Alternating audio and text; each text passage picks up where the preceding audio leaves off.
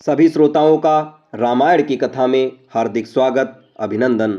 आज के इस वीडियो में आप सभी के सामने प्रस्तुत है अंगद रावण दरबार में। बढ़ते हैं कहानी की तरफ। इस प्रकार से युद्ध चल ही रहा था कि सूर्यदेव अस्त हो गए तथा प्राणों का संहार करने वाली रात्रि का आगमन हो गया। दोनों पक्ष के योद्धा बड़े भयंकर थे तथा अपनी अपनी विजय चाहते थे, अतः उनके मध्य रात्रि युद्ध होने लगा। दोनों पक्ष के मध्य घनघोर युद्ध मच गया। मारो मारो, काटो काटो शब्दों से समस्त समरभूमि गुंजायमान हो गई और रक्त की नदियां बहने लगी। घायल होकर कराहते हुए राक्षसों तथा शस्त्रों से छत विछत हुए वानरों का आर्तनाद बड़ा भयंकर प्रतीत होने लगा। वानरों और राक्षसों का संहार करने वाली ये भयंकर रजनी काल रात्रि के समान समस्त प्राणियों के दुर्लंघ्य हो गई थी। श्री रामचंद्र जी ने अग्निज्वाला के समान 6 भयानक बाणों से निमिष मात्र में दुर्धुष वीर यज्ञ शत्रु महापार्श महोदर महाकाय वज्रदृष्ट शुक्र और सारण को घायल कर दिया। वे 6 राक्षस श्री रामचंद्र जी के बाण समूहों से अपने मर्म स्थान में चोट खाने पर युद्ध छोड़कर भाग गए। इसीलिए उनके प्राण बच गए और उनकी आयु शेष रह गई। महारथी श्री राम ने अग्निशिखा के समान प्रज्वलित भयंकर बाणों द्वारा समस्त दिशाओं में प्रकाश कर दिया। उनके समक्ष जो भी राक्षस वीर आते थे वे उसी प्रकार से नष्ट होते जाते थे जिस प्रकार से आग में पड़कर पतंगे जल जाते हैं। राक्षस सेना की यह दुर्दशा देखकर रावण के पुत्र मेघनाथ के तन बदन में आग लग गई। उसने शीघ्र ही नाग बाणों की फांस बनाकर राम लक्ष्मण को दोनों को उसमें बांध दिया। नाग फांस में बंधने पर दोनों भाई मूर्छित हो गए। श्री राम के मूर्छित होकर पृथ्वी पर गिरते ही मेघनाथ ने हर्षोन्मत्त होकर 10 दिशाओं को गूंजने वाली गर्जना की। राक्षस सेना में फिर से नवजीवन आ गया और वह मेघनाथ की जय जयकार करती हुई बड़े उत्साह से वानर सेना पर टूट पड़ी। मेघनाथ उनके उत्साह को बढ़ाते हुए कह रहा था, जिनके कारण आज शोणित की सरिता बह रही है वे ही दोनों भाई नागपाश के बंधे हुए पृथ्वी पर मूर्छित पड़े हुए हैं। अब देव नर किन्नर किसी में इतना सामर्थ्य नहीं जो इन्हें नागपाश से मुक्त कर सके। अब युद्ध समाप्त हो गया, लंकापति की विजय हुई। इस प्रकार विजय घोष करता हुआ मेघनाथ लंका को लौट गया। रामचंद्र लक्ष्मण के मूर्छित हो जाने से संपूर्ण वानर सेना में शोक छा गया।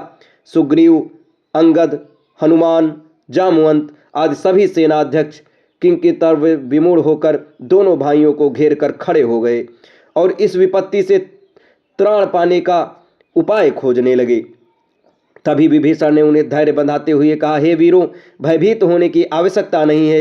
ये नागपाश इन दोनों भाइयों का कुछ नहीं बिगाड़ सकती और न वे मर ही सकते हैं। इसलिए तुम इनकी चिंता छोड़कर अपने अपने मोर्चों पर जाकर युद्ध करो। इन दोनों भाइयों को तुम मेरे ऊपर छोड़ दो। उधर जब रावण ने मेघनाथ के मुख से राम लक्ष्मण के नागपाश में बंधकर मूर्छित होने की समाचार सुना तो उसके हर्ष का पारावार न रहा। उसने सीता की रक्षा पर नियुक्त राक्षस नागरियों को बुलाकर आदेश दिया, तुम लोग सीता को पुष्पक विमान पर चढ़ाकर युद्ध भूमि में ले जाओ और उन्हें ले जाकर राम लक्ष्मण को दुख दिखाओ जो पृथ्वी पर मरे पड़े हैं। रावण की आज्ञा पाते ही राक्षसनिया जानकी को विमान में चढ़ाकर युद्ध भूमि में ले गई जहां राम लक्ष्मण मूर्छित अवस्था में पड़े थे। सीता ने देखा राक्षस सेना जय जयनाद कर रही है और वानर सेना शोक में डूबी हुई निराश खड़ी है। दोनों भाइयों को इस प्रकार पृथ्वी पर पड़ा देखकर सीता के धैर्य का बांध टूट गया और वे फूट फूट कर रोने लगी, हाय आज मैं विधवा हो गई।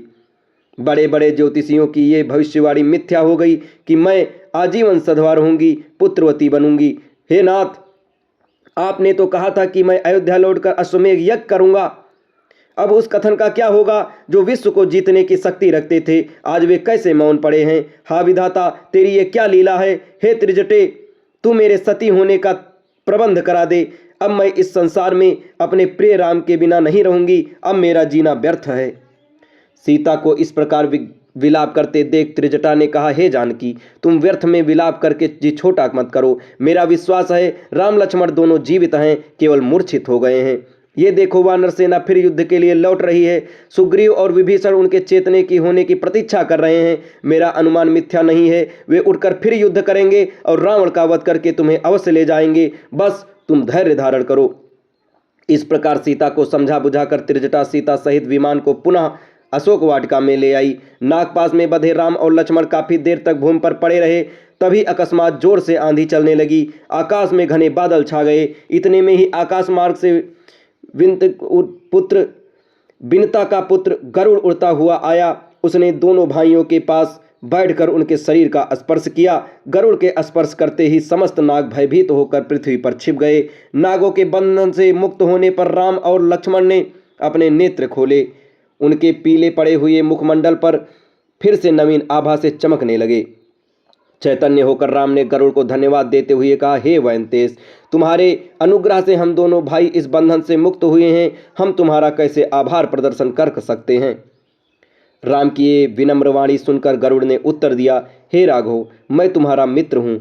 वन में विचरण करते हुए मैंने सुना था कि मेघनाद ने तुम्हें इस नागपाश में बांध लिया है, जिसे देवता, राक्षस, यक्ष, गंधर्व कोई भी नहीं खोल सकते। इसलिए मैं मित्र धर्म के नाते यहाँ आ पहुँचा और मैंने तुम्हें नागपाश से मुक्त करा दिया। भविष्य में अधिक सतर्क रहकर युद्ध करना, क्योंकि ये राक्षस बड़े कपटी तथा मायावी हैं।